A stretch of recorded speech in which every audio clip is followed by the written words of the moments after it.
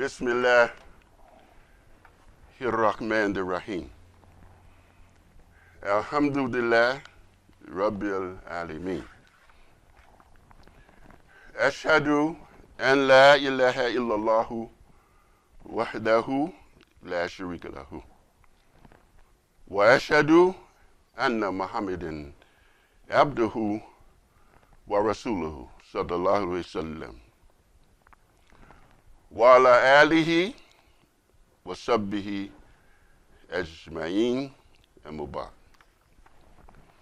And the translation of that is with Allah's name, and we do everything with his name, the merciful, benefactor, merciful redeemer.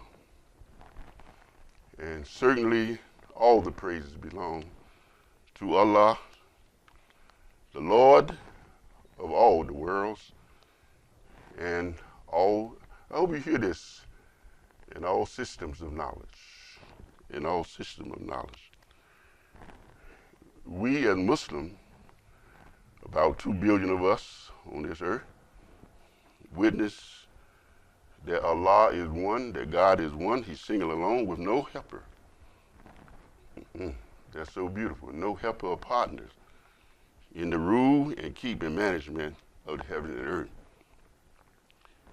And we witness that Muhammad sallallahu alaihi wasallam is his honorable and generous servant and messenger. And prayers and peace be upon the last prophet, and we salute him sallallahu alaihi wasallam. And what follows, dear Muslim, dear believers, in that most excellent salutation and the traditional salute to the last prophet. Ameen. Dear believers, dear Muslims, dear people, on this blessed day of Jumu'ah, that we always remind all of us that Prophet Muhammad taught us that this is the most important day in the life of a Muslim. This is what he said to us. This is what he taught us. And sometimes, maybe I'm not registering that. And maybe I'm not conscious of that as I should be. And I know many of you can agree that many of you are not conscious or aware of how significant this day is. Do you know why? Because we couldn't get in this mess yet. All the Muslims would be here. All the believers, am I right or wrong? They would be here if they understood the magnitude and the significance of this day. According to the words of Prophet Muhammad from his mouth, this is the most important day in the life of a Muslim. Greater than Eid al-Fitr. Wow, greater than Eid al-Adha. Why? Because Adam, he shared with us, Prophet Muhammad, said Adam was created on this day. Isn't that beautiful? Adam was created on this day. And he said if the resurrection take place, the resurrection going to take place on the day of Jumu'ah. I don't want to dwell on that, but digest that. Most important day in the life of a Muslim. So we ask Allah always for his assistance, and we seek him for forgiveness. We believe in him. We put our complete trust in him. You hear that, Muslim? We put our complete trust in him. And we witness that none is divine. None is divine but him. Yes, and none deserve to be worshipped except him alone. Except him alone. Who else deserves to be worshipped? The one who created, made all this here, and we can worship someone else? I mean, come on. Am I right or wrong? Come on. Allah created all of this that you see and don't see. And then you can worship someone else besides him? Oh man, that's powerful. So we always begin by giving recognition to Allah, the ones who are responsible for every good thing that's come in our life. Whew. Don't you forget that. All those blessings that come to you. Don't forget, it coming from Allah, responsible for all the good things in our life. And the one who is responsible for all those benefits that we receive. So on this blessed day of Jumu'ah, dear Muslim, dear believers, we ask Allah forgive us of our faults, our mistakes, and for all of our errors and our sins and our shortcomings, and grant us, O Allah, the blessing of faith. I'm going to try to go quickly because I want to share some things with you with the help of Allah, because this is the last day of this month. In January, we celebrated Muslim Heritage Month, and I'm going to come back to that a little later. And this month of February, I hope you're conscious of this here, we're celebrating African American History Month. I don't like to say black, and we should try not to use the word black if we can, because the knowledge and wisdom is that black is the language and terminology of the racists. The racists, he the one that created each term, white, black, yellow, and brown. Allah created human beings. I'm telling you, the racist himself created the term black. And we help him and support him when we use that term, black. So I prefer to say African American. So this month, February, celebrating African American History Month. So we have January, Muslim Heritage Month. Powerful. King University. Coordinated by our brother, Dr. Muhammad Hatem, right here, sitting right there at King University. Made history. You know, isn't that beautiful? You should feel good, Muslims. You should feel real good that we are being recognized. And now we are celebrating the African American Heritage Month. So I want to try to cover some things today. And the basis for our talk today, the Khutbah, is from Surah 59, chapter 53, ayat of verse 39. And Allah say, Bismillah ar-Rahman ar-Rahim. Wal al-laysa lil insani illa masa. And the translation, this is from the Quran. This is what Allah is saying to us. Listen carefully. That man can have nothing but what he strives for. This is Allah talking to us, speaking to us, the creator of everything. That the fruit of his striving will soon come into sight. When you strive, your effort, you're going to eventually come into sight. So I'm going to try to go right along. I want to cover some things for the Khutbah for today. So the Arabic word, dear Muslim brothers and sisters, the Arabic word is Sa'id. That we're focusing on now. That's the Arabic word. It's Sa'id. Sa'id. And the word Sa'id mean Allah is telling us it's not going to be easy. It's difficult. Don't forget that. Because some of us think it's going to be all easy. But this word that Allah is using in the Quran, the Arabic, is Sa'id. And it means difficult.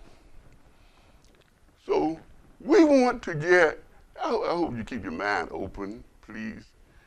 We want to get to the point that we can qualify. I'm talking realistically, that we can qualify to finance our community. Don't we want to see that day? Don't we want to get to the point where we can finance our community? and finance our own investments. Our own investment. And that could happen. Some of you brothers and sisters who are listening to me, they know that could happen. We can do that. But Allah is saying you have to work at it. Huh? You have to work at it based on your reality and my reality. And that's what we have to start learning to do, to live in your own reality. I can't live in your reality. You can't live in my reality. So we have to learn to live within our own reality. Am I right or wrong? In your own reality. Yes, much more can be said about that, but for the sake of time, we're going to move right along. And again, Allah say to us, and this is Allah speaking, not me. If you're not listening, that means you're not listening to what Allah said. Allah say the human being can have nothing but what he or she strives for. You know, that's why sometimes, you know, when you eat, you know how when you eat, a lot of times we go to sleep, don't we? So we get kind of sluggish, and we go to sleep. And we go to sleep after we eat something, you know. So Allah, He don't want us to come to that type of comfort whereby you are satisfied and you're pleased. And that's what hurts a lot of us. We're satisfied and pleased with where we are because we're eating, and now we want to go to sleep. Can we as a people afford to go to sleep? we can't afford to go to sleep. So Allah is correct. Just imagine if Allah gave you everything. You didn't have to work for anything. Have you ever thought about that? I guess a lot of us thought about that because I guess sometimes some of us think it's going to come like that. Just suppose Allah gave us everything that you wanted and you didn't have to work for. Everything. He just gave it to you. You know? You definitely would go to sleep then, wouldn't you? Because you wouldn't want to do anything. Lazy because God has given me everything. So Allah is saying to us, it's not going to come to us like that. You're not going to have anything but what you strive for. You heard that? What you work for. If you don't strive for it, if you don't work for it, guess what? You are not going to get anything. I think that's clear, brothers and sisters. So we have to get in the race. And I'm going to say something about this ayah to our experience in our history. I was just reading during this month that many slaves who invented, I want you to hear this, and created things were not given credit for it. I read that during this history month. Many slaves, that's a shame.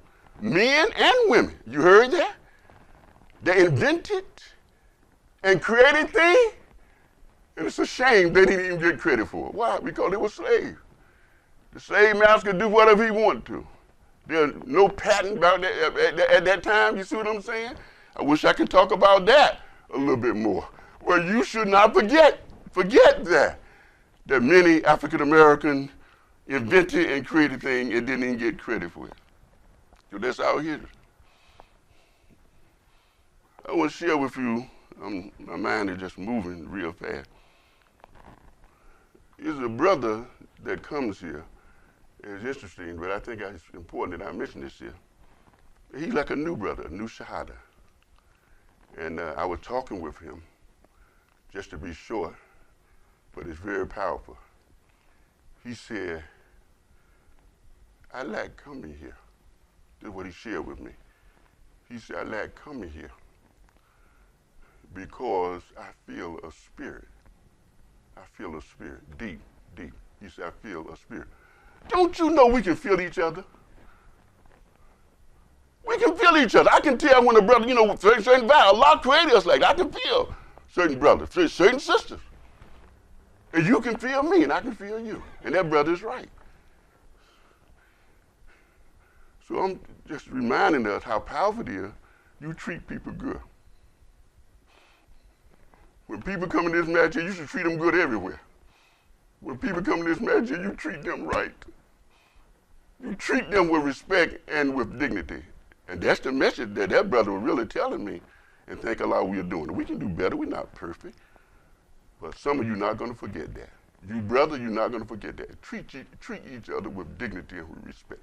And Allah will bless you because we can feel your spirit. And sister, you treat each other with dignity and with respect. Because we can feel each other. And that's the spirit that we should have. So let's look at this ayat we're talking from, that the human being can have nothing but what he strives for. And that the fruit of his striving will soon come in sight. In sight. Thank you, Allah. So that's our history that we are talking about. We have, I'm speaking from this ayat because this is the last day of African American History Month celebration and observance that I hope that you are conscious of in the struggle of our people and our ancestors. So our history is that we have come up from slavery. We have come up from slavery. And now we are free. And now we are free. But that's our life, our history. We come up from slavery. So we are free. Thank Allah. But what are we doing? That's a question we should all ask. But what are we doing now that we are free? So we complain. Am I right or wrong? A lot of us complain how things were so difficult in slavery. How our parents struggled to survive, to even survive, and to exist. Our foreparents. How they survived the slave plantation. I read the slave plantation was like prison camps. But that's what our ancestors went through. Do you think about that? Now that you are free, we are living in these modern times and everything. But do you reflect back how our parents lived on the plantation, like prison camps? But look at what's so beautiful. And I'm talking to us. When they were freed, you know what they did? They established businesses. That's powerful. That's powerful. They went through their experience and everything, but when they were freed, they established business. Businesses. Establishment. That's what they did. And they did it knowing, listen, are you listening? Knowing that there were those who amongst us that could wipe out their businesses because they were hate mongers. Back then, we got them hate mongers today. Let me tell you something. Some of you already know that. Hate mongers. I'm giving you the history of the African American struggle, our ancestors and foreparents struggle. What I just said is fact. Allah, praise be to Allah, bless them. In those times, and as we said, we think a lot of those times are gone now. But we still have to struggle.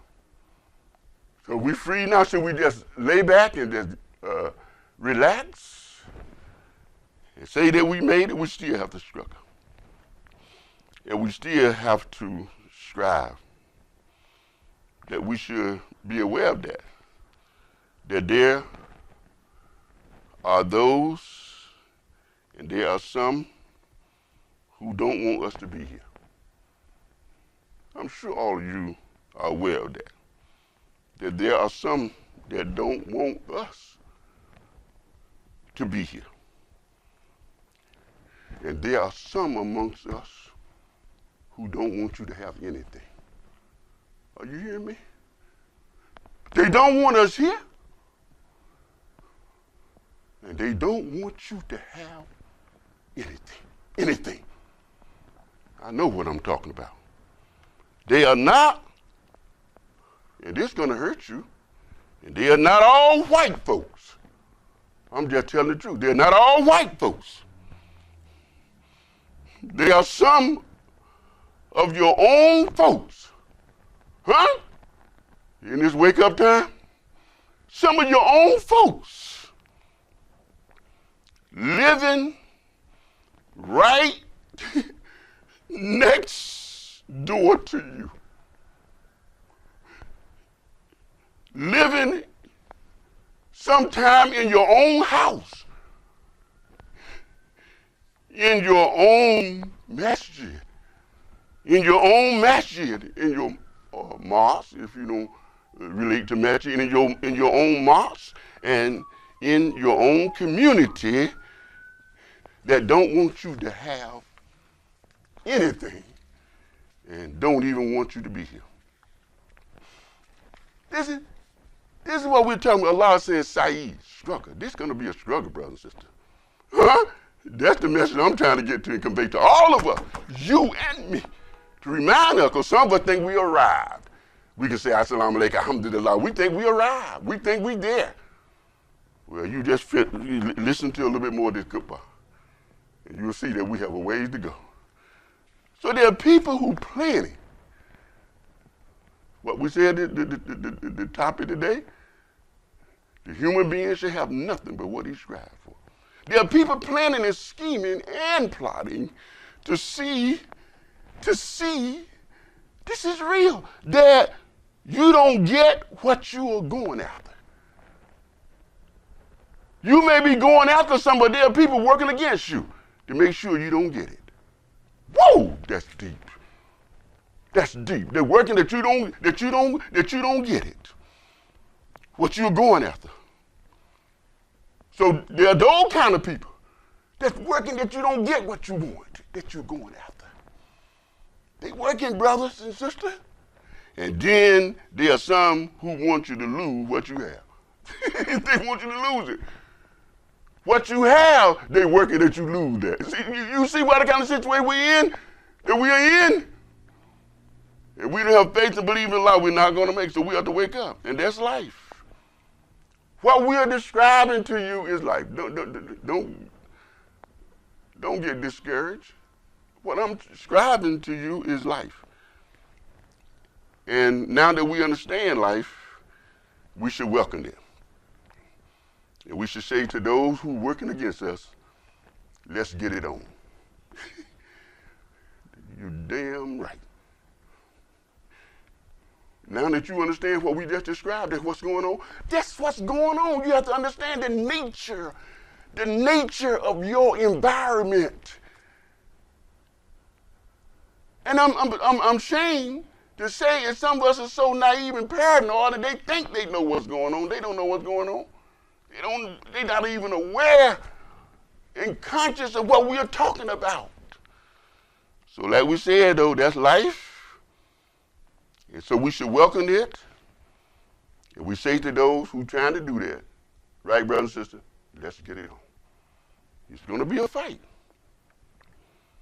So we thank those who aggravate us. And we appreciate you aggravating us. Because I said earlier, if you didn't aggravate us, we'll go to sleep. A lot of us just fall. Excuse me. I put a little humor in it. A lot of us just go to sleep. So keep aggravating us. I want to say that to you. So you think you're hurting us, just keep aggravating us. And that helps us to not go to sleep. Because we don't want it to get too quiet, right? You know, when things get real quiet, what you do too? When you eat too much, you go to sleep. When things get too quiet, what happens? I'm serious. They ain't get too quiet. It seems like it's sometimes two people just boom, fall right out and go to sleep. I'm giving wisdom to her. So those of you who love to aggravate her, you can stay around too. You can stay around too and keep aggravating us to keep us from going to sleep. That's powerful too, right? For keep us going to sleep. Allahu Akbar. Alhamdulillah. I was reflecting on something. Where do you think Shaitan is? What do you think Shaitan is? The devil, Satan, Iblis, the jinn. What do you think they are? Do you know? Inside every one of us. Angel, Iblis, Satan, the devil, the jinn, all of them are within us, in our human nature, and in our human makeup. They're all within us, right or wrong. That's the truth, isn't it? And we read how a man came to the Prophet Muhammad in the form of an angel. So don't get spooky. Angel come in human form. Jinn is in human form. Satan is in human form. Iblis is in human form. All of them are part of our human makeup. Do you know that? They all within us, in our human makeup. And one thing about Satan, Shaitan, he don't want partial control. He want all control. He want all control. That's how Satan is. He want all control. So where's Shaitan? And all these things that we describe, and we say in our human nature, in our human makeup. Don't forget that. That's powerful because in the past we were all spooky, you know, about angels, about jinns, about everything. We're spooky. But science will bear witness that all those things is in our human makeup. Isn't that something? And more specific, where is Shaitan? He's in the church. I'm waking us up. You know where Shaitan is? He's in the church. Where's Shaitan, the devil? In the synagogue. In the synagogue. Watch this. Where's Shaitan? Where's Satan? In the mosque. That's right, I said. In the mosque. In the mosque. In the masjid. That's where Shaitan is. In the religious, I know what I'm talking about. In the religious sanctuary, that's where Shaitan is. Because he got the rest of them out there. He got them. He got them. All the people out there, most of them, Shaitan got them. So you think he wasted time on them? He got them. So he got to come in the mosque, the masjid. He got to come in the church. He got to come in the synagogue. He wants you. He wants me. So that's where he is. You ain't looking for him there. That's where he is. That's powerful. And guess where he is too? I'm going to tell it all. He may be down in the mayor's office. In the mayor's office. Shaitan's in the governor mansion. I'm telling you the truth. That's what he want. He want power. See, you around here, you want dick all day long. Allahu Akbar, Allahu Akbar, alhamdulillah. Shaitan want power. He want rule. He want control. He want authority, not some. He want it all. He'll challenge Allah. That's what we're dealing with, brother and sister. Shaitan in the governor mansion. And guess what, too? Now, I know they taping and everything. I don't care. He always wanted to get in the White House. Woo! That's where he wanted to be, in the White House. So he can have control and rule. And I know my words are far-reaching, but we have to tell the truth, right? He want to get in the White House. So in the Senate. Yeah, I'm telling it all. In the Senate. That's where Shaitan want to go. You around here playing a little game. Shaitan want to get in the position of authority and control. Do you hear what I'm saying? Smart joker. Smart rascal. But the Quran can deal with him. Allah can deal with him. Allahu Akbar. Isn't that right? So he's in the Senate and he's in the Congress. So let me conclude the first part of this. I hope I'm helping us along during the last day of African American history. We have to realize and don't forget that we are praying to Allah to establish a new Africa, a new hope for progress through our development corporation, and also building affordable senior citizen home for our seniors and our pioneers. That's what we're working on. And this is not a dream, but a reality. In closing, working together for community and economic dignity. Working together for community and economic dignity. And our religion, brothers and sisters, listen to every word I'm saying. I'm closing the first part out.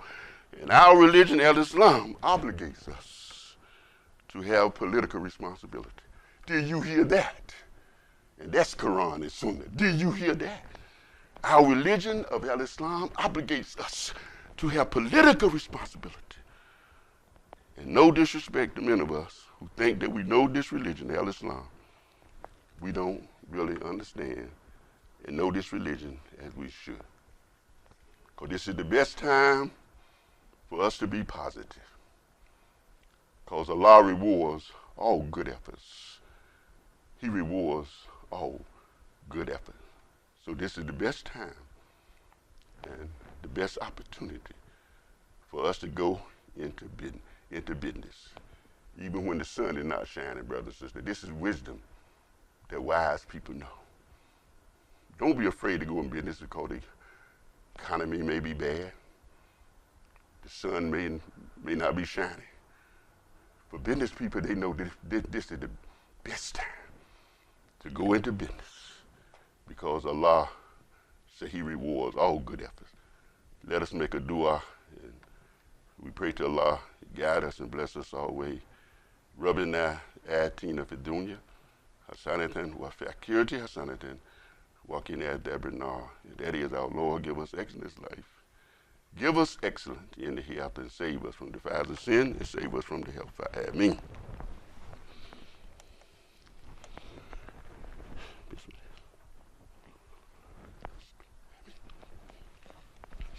Bismillahir-Rahmanir-Rahim. Wa salat wa salam ala Rasul Allahi Kareem. Sallallahu alayhi wa sallam. Amma ba'd. You know, there's a motto that our school, the Clyde Muhammad School, has, and I read it often, and I want you to listen to this motto, and we want to say a few more words in the second part. It say, and this is the Clyde Muhammad School motto, be kind, for whenever kindness becomes a part of something, it beautifies it. So this is our Clyde Muhammad School motto. And that saying that we just said is the saying of Prophet Muhammad, sallallahu alayhi wa sallam. And may I read it one more time, because it's very powerful, profound. Be kind, for whenever kindness becomes a part of something, it beautifies it. Isn't that beautiful? It beautifies it. And I read this hadith all the time because it's relevant. It's so true. And Prophet Muhammad said, sallallahu alayhi wa sallam, we will never, listen to this here. This is his word. This is his word. We will not enter paradise. We will not enter paradise until we believe. You're not going to paradise unless you believe. This is what he said, his word. And he said, and you will not believe until you love. How many of you get it? You're not going to paradise unless you believe. And you are not going to paradise until we what? Love one another. Listen carefully, brothers and sisters, to those words, because these are the words of Prophet Muhammad. So he's saying to us, we will have heaven and paradise. We will have it, heaven and paradise, when we believe and love one another. That's the two formula, the two recipes that he given us to make paradise, to make heaven. One is to believe, and the other one is to do what? Love one another. No disrespect, a lot of us going to miss it. A lot of us going to miss it. Allah knows best, because some believe, some don't believe. And some of us don't love one another. You know, isn't that true? That's the truth. So we, as I mentioned before, we want to be like the companions of the prophet in their love for each other. Isn't that right? Don't we want to be like them in that respect, that regard, in their love for one another? Brothers and sisters, I'm talking to her. I'm not over here just saying these words, but we got to put this stuff in action. We got to put this in action. We have to step up. So we want to be like the companions of the Prophet Muhammad in their love for one another and in their charity, in their giving. Yeah, you want to be like them? Then we should love each other, and then we should give and support in charity, in zakat, in sadaqah, like they did. So what he was really saying in summation, if you understand his words, the prophet's words, those are not my words, his words. He's saying to every one of us, you're not going to enter paradise. You're not going to enter heaven until you have Iman. And what is Iman? Faith. Faith. And you will not have faith until you practice loving one another. I'm going to say it again. And you will not have faith until you practice loving one another.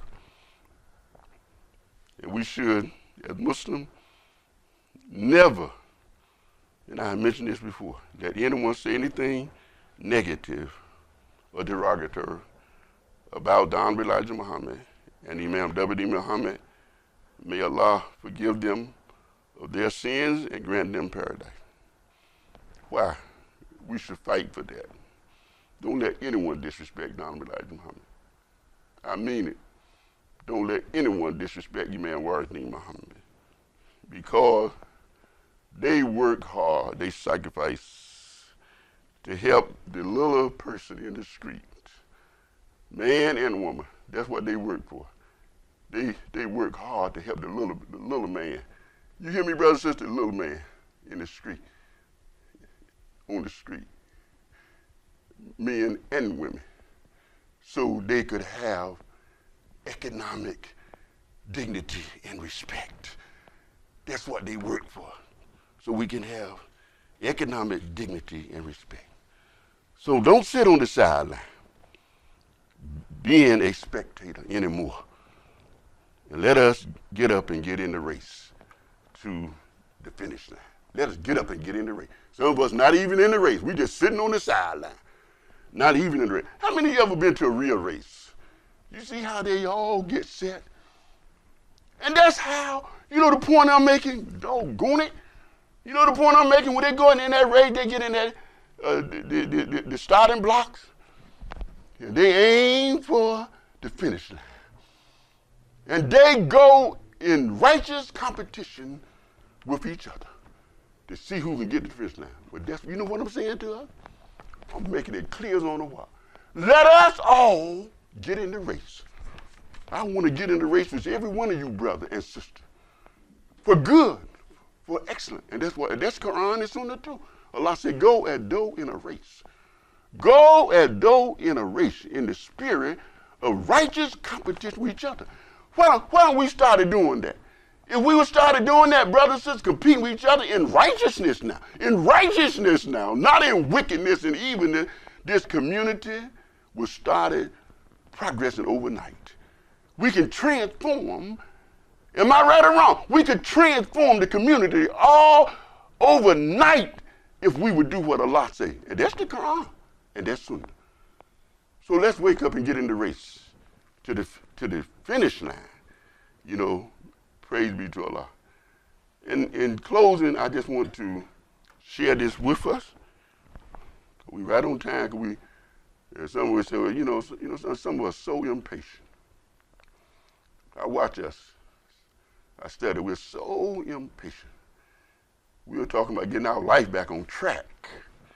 Getting our life back on track. And we ready to go. And I know you're business people. Business people, you're ready to go. But we should give a little time. Have a little supper when it comes to the match. Because we are trying to revive our people, to inspire our people, to motivate our people, so we can improve the quality of life in our neighborhood, in our community, on our block that we live in. So all these things that we are saying is vital, essential for our progress and our growth and our development. It's important. If it wasn't important, we wouldn't be saying it. We wouldn't be saying it. So let's get in the race for competition with each other, and don't lose or give up hope. Give up hope. Now I will finish my mission today, if you allow me to just say a few words as we conclude the African American History Month, African American History Month. Notice I said African American, not Black History Month, and Muslim Heritage Month, January. Isn't that beautiful? So we are progressing and we're getting recognition throughout the country. And some of you are aware of that and some of you are not. Muslim Heritage Month, January, and now this is African American African American History Month. And I want to just conclude by saying a few words about that. Finishing out these 2 great months for us, and hope that we all will reflect on this. Remember how we're saying, don't let Shaitan lead you? I mean that. You should be ashamed of yourself if you let Shaitan lead you. Lead. I'm saying lead you. You tell Shaitan what to do. Say, get behind me. Am I right or wrong? That's how we put it, tell Shaitan, get behind me. You're not going to lead me. That's the truth. But we have to be strong to do that. But this is what I want to share in closing. The 2 great celebrations for January and for February. Do we know, and I hope we remember, that Al-Islam is the 2nd largest religious group on this earth. About 2 billion Muslims on this earth. And as we celebrate these 2 months, let us accept the responsibility and obligation as citizens, as Muslims, as citizens. As citizens, we have an obligation and responsibility. Do you know that? We're not just here to shake our booty, to do the dance and do the this and do that. We're not just here for that. We're not here just for that. Anybody can do that. But we are here to fulfill our obligation and responsibility. Some of you are hearing me, and we should take that seriously. And to participate in the political system and that process from the precinct all the way to the presidency. Woo, if we would do what we are saying, we would see growth and progress in the community overnight, guarantee you. But we have to have a formula. We have to know where we're going. So that's what I'm saying to us. We're 2 billion Muslims throughout the whole world, the 2nd largest religious group on this earth. Don't you know we are nothing small? We have to be reckoned with.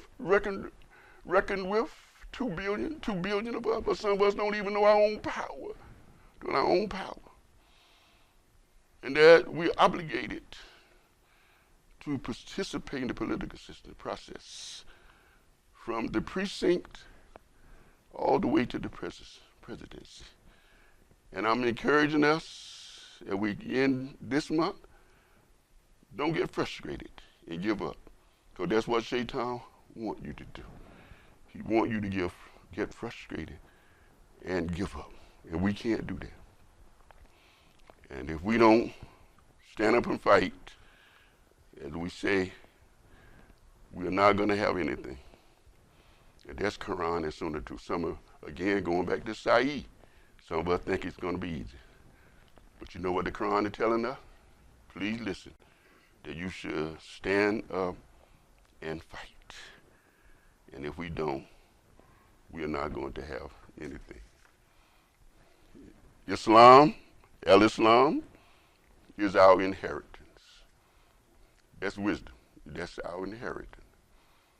And we should be conscious, and I'm finishing up, and we should be conscious, dear Muslim, of our history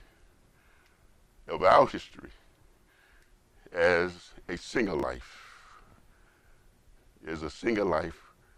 but more important, as our group life. And I want to make that clear, group life. We are in this situation because we were put down, not just as individual, as a single life, we were put down as a group. Some of us, that bonds are closer together. Some of you didn't know that. We were put down as a group. So how are we going to rise? Are we going to rise individual? Brother, forget it. Sister, forget it. If you think you're going to rise individual by yourself, forget it. In this wisdom, we are going to rise as we were brought down as a group. The only way we're going to get up is to what? Rise as a group. That's powerful. So I got to work with you brothers. I got to work with you sisters.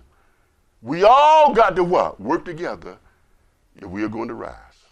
That's deep. That's wisdom.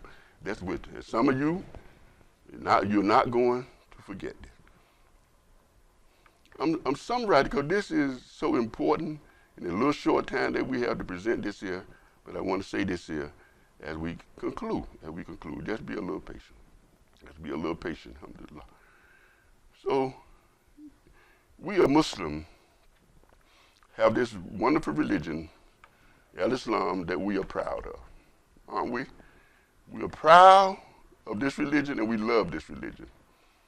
This great way of life that Allah has given us, don't we? We love Allah. We love Prophet Muhammad. We love Al-Islam. We love this religion. We are proud of this religion. So, my message that I'm leaving with us, we have to explain to people that Al-Islam is not new. Don't forget these words. When people talk to you, they say, well, I ain't never heard Islam before. You know what you're supposed to tell them? Al-Islam not a new religion. It's not, but it's the same truth that was revealed to all the prophets, and it is a complete system of life. A complete system of life. Islam covers everything. Economics, business, it covers government, it covers politics, you hear me? It covers culture. That's our religion. It's a full system of life. A full system of life that many Muslims know and many don't know. It's a religion. I'm finishing, but we need all to hear this. I need to hear this. It's a religion of peace. That's what we have to tell people. It's a religion of peace. It's a religion of mercy. It's a religion of mercy. It's a religion of forgiveness. It's a religion of, that's Al-Islam. That's Al-Islam. And the majority of the good Muslims, that's what you should know, and that's what you should tell other people. Majority of the good Muslims don't have anything to do with extremism. Most of the Muslims, the good Muslims don't have nothing to do with extremism, fanaticism, that have now developed and evolved into terrorism.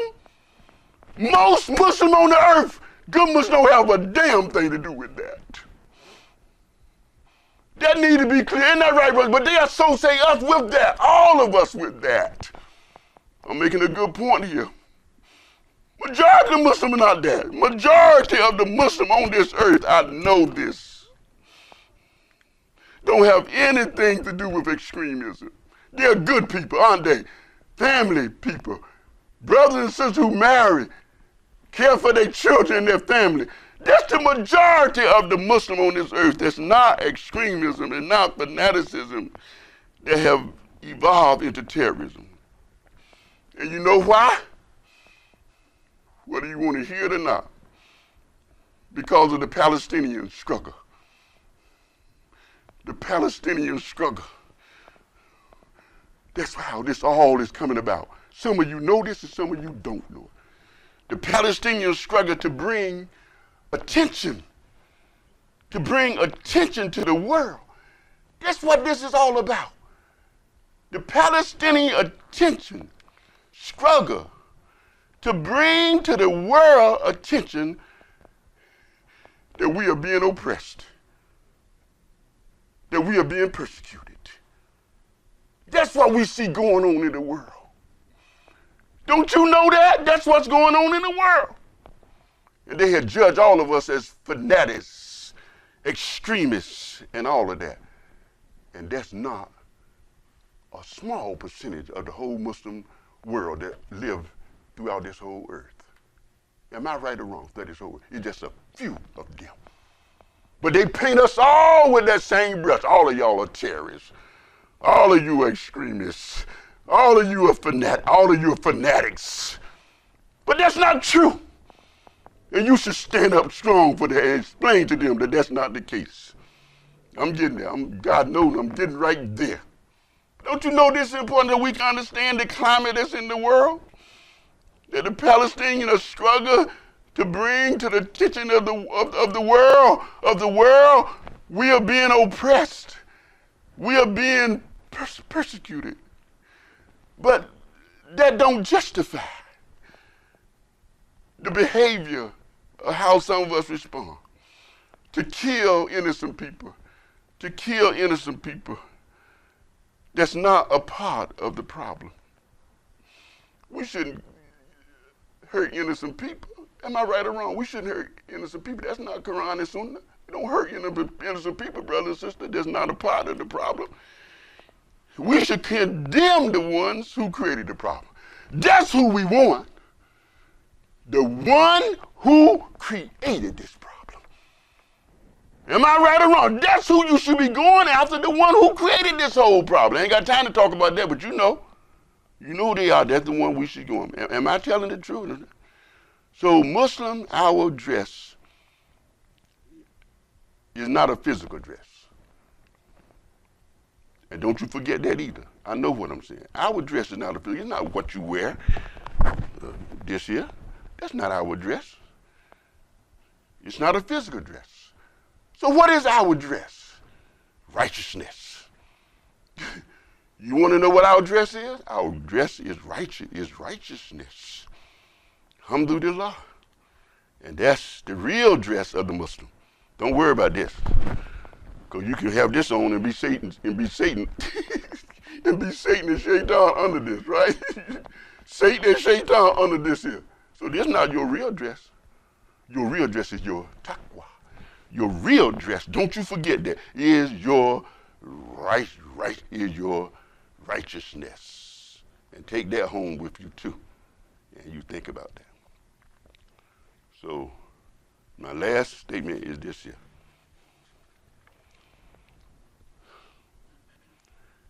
We are so proud of this religion. Through Al-Islam, and that's what came out in the Muslim Heritage Month. And I just want to share with you these facts in closing. We don't know who we are. We don't. I don't know fully who we are. But let me close with this here. Since we're talking about Muslim Heritage Month and African American Heritage Month, through contribution and sacrifices of courageous Muslims and others. The light of Islam has led the way to progress in this world of science, culture, religion, and other phases of life. These are facts. Allah, who is Rabbi al-Alameen, the Lord of all the world, and Lord of all the systems of knowledge. And that's powerful. There are so many systems of knowledge in science and physics and chemistry, the inanimate life, the macrocosm and the microcosm. Do you know, and I just named a few, and I thought about that. And Allah, our Lord, is the Lord of all of those systems of knowledge. Isn't that something? Of all. Do you digest what I just said? He's the Lord of not just this physical matter, or this physical world, but he's the Lord of all the sciences and all of those bodies and knowledge that you have discovered and you have not discovered. Allah is the Lord of all that. Takbir, alhamdulillah, of all of that. So what I'm saying to us, there, alhamdulillah, have been many, many discoveries that have been turned on by the Quran, by the light of the Quran, in the field of arts and sciences. During the Renaissance, the Quran sparked this new enlightenment. So we should celebrate January, Muslim Cultural Month, and February, African American History. And the Muslim developed great, this is you, I'm talking about you. You should make us all feel good. Muslim developed great universities thousands of years ago. Whoa. And I'm looking at this here. Not just recently. Muslim did this in what? Thousands of years ago. Hundreds of years ago. Before such developments came into Europe. These are facts. You don't know who you are. We don't know who we are. We don't know the thing that we have achieved and accomplished. Some of us are going to go to the grave not even knowing it, not even knowing this here. So that's why we're taking the time to let us know what a wonderful people we are, what a great religion we have, what a great faith that we have. So these universities drew the best students from Asia, Africa, and Europe. And did you know this was so impressed me? Did you know the zero? The zero, that little zero. I started telling Jamil right on the board, but we all know the zeros. The zero and the decimal notation and the value of the position of digits were invented by a Muslim mathematician, Muhammad ibn Musa. Isn't that beautiful? Let me tell you something. The zero, that we use them zeros all the time, that was created by Muslims. Can you imagine trying to do math without using them zeros? Oh, I'm going to tell you, you would go crazy without that zero. Guess who did that? A Muslim. The whole world benefit from that, from us, Muslim. The zero. And let me give you something else that would shock you and shock me too. The decimal, not just the zero designation, but that a decimal point. That little dot you put there. Guess who invented that? The Muslim for the whole world. Can you imagine doing math without zeros and doing math without that little dot? That little dot, boy, I'm telling you. And you don't think everything to put in a dot, you don't think that came from Muslim.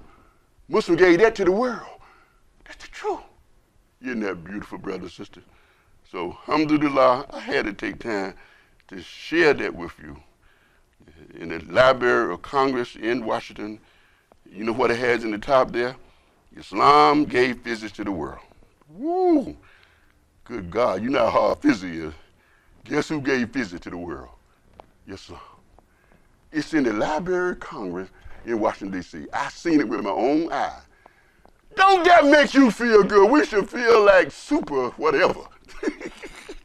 Allahu Akbar, I know it make me feel good. It makes me want to shout. But we can't shout, but we can say, Subhanallah, walhamdulillah, wa la ilaha illallah, wallahu akbar. And that's our shouting. Don't you feel good, brother and sister, that we have contributed all this to science, to culture, to the world? We just don't know who we are. Thank you so much. I went a little bit over, but I had it was in me, and I had to share that with you. And also, if that's not enough for you, don't forget Islam gave algebra, algebra and trigonometry to the world.